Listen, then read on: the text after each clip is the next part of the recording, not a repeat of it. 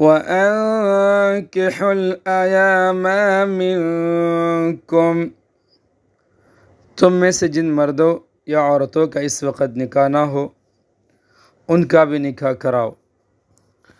Arrange the marriage of the spouseless among you. وَالصَّالِحِينَ مِنْ عِبَادِكُمْ وَإِمَائِكُمْ، اور تمہارے غلاموں اور باندیوں میں سے جو نکاح کے قابل ہو ان کا بھی.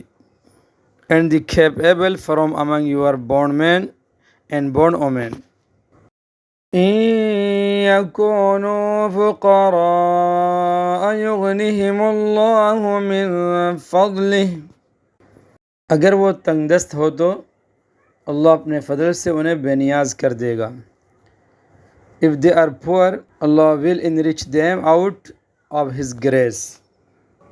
وَاللَّهُ وَاسِعٌ عَلِيمٌ، اور اللہ بہت وسعت والا ہے، سب کچھ جانتا ہے. Allah is all encompassing, all knowing. وَلْيَسْتَعْفِفِ الَّذِينَ لَا يَجِدُونَ نِكَاحًا، اور جن لوگوں کو نکاح کے مواقع میسر نہ ہو وہ پاک دامنی کے ساتھ رہیں. And those who cannot afford marriage should keep themselves chaste. حَتَّى يُغْنِيَهُمُ اللَّهُ مِن فَضْلِهِ، یہاں تک کہ اللہ اپنے فضل سے انہیں بے نیاز کر دے. Until Allah enriches them out of His grace.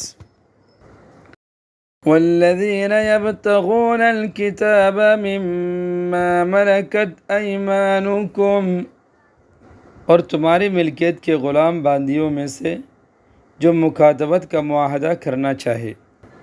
And those of your slaves who wish to enter the contract of kitaba, emancipation by paying money.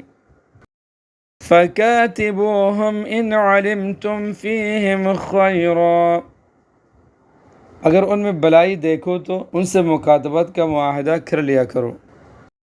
Contract kitaba with them if you recognize some good in them. وَآتُوهُمْ مِنْ مَالِ اللَّهِ الَّذِي آتَاكُمْ، اور مسلمانوں اللہ نے تمہیں جو مال دے رکھا ہے اس میں سے ایسے غلام باندیوں کو بھی دیا کرو. And give them out of the wealth of Allah that He has given to you.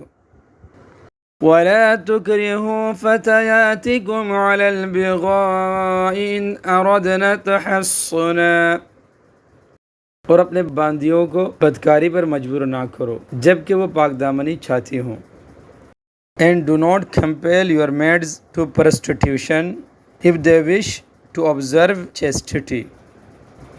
لِتَبْتَغُوا عَرَضَ الْحَيَاةِ الدُّنْيَا، لِتَبْتَغُوا عَرَضَ الْحَيَاةِ الدُّنْيَا، دنیاوی زندگی کا ساز و سامان حاصل کرنے کے لیے. In order that you may seek the temporary benefit of the worldly life. وَمَن يُكْرِههُنَّ فَإِنَّ اللَّهَ مِن بَعْدِ إِكْرَاهِهِنَّ غَفُورٌ رَحِيمٌ، اور جو کوئی انہیں مجبور کرے گا تو ان کو مجبور کرنے کے بعد اللہ ان باندیوں کو بہت بخشنے والا بڑا مہربان ہے.